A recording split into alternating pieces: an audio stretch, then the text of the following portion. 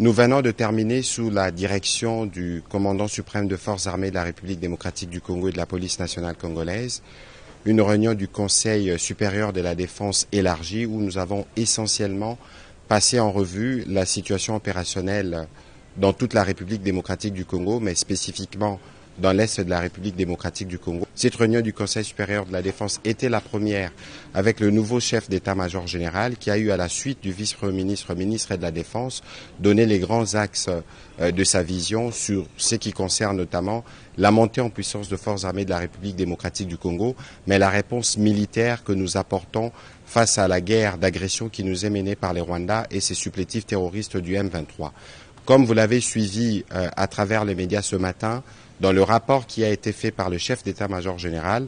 nos troupes ont repris l'initiative et nous ne voulons pas aller dans des annonces, mais vous allez voir que dans le jour qui vient, la montée en puissance de forces armées de la République démocratique du Congo va se poursuivre et les pans du territoire qui sont occupés par les forces d'agression seront récupérés. Nous aurons régulièrement l'occasion de vous faire le point de ces progrès. Au-delà de la question opérationnelle qui a été abordée dans toute sa dimension, nous avons aussi abordé les aspects diplomatiques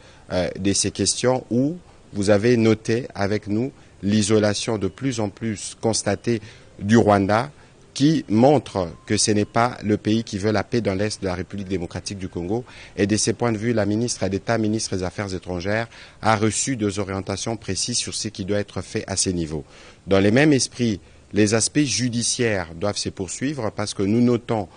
au vu de l'évolution de la situation, des comportements, des attitudes, hauts de mots qui sont suspects, qui ne sont pas de nature à renforcer l'unité nationale ou l'union derrière nos forces armées de la République démocratique du Congo pour mettre fin à cette situation d'agression, les ministres de la Justice, mais aussi l'auditeur général de forces armées de la République démocratique du Congo, qui participaient à la réunion, vont tous prendre des dispositions à leur niveau pour s'assurer que tout comportement à caractère subversif qui ne rentre pas dans l'objectif premier de la reprise de l'intégrité territoriale de d'autres pays, c'est des comportements qui pourront être sanctionnés. Le même constat a été fait dans la couverture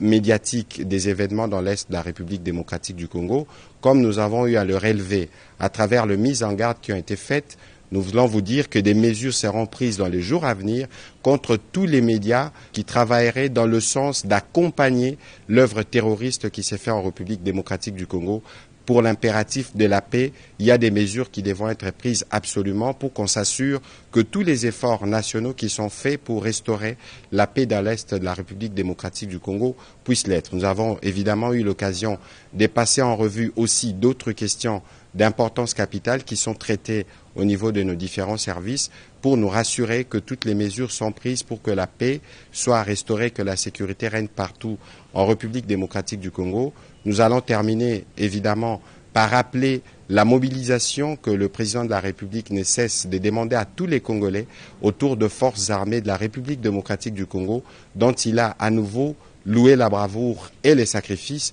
Et donc nous allons réitérer ces demandes pour que toutes les populations congolaises fassent confiance au président de la République, mais aussi aux efforts soutenus du gouvernement dans le cadre des différents fronts militaires, diplomatiques, judiciaires, économiques et médiatiques pour que nous puissions restaurer la paix dans l'Est de notre pays une fois pour toutes.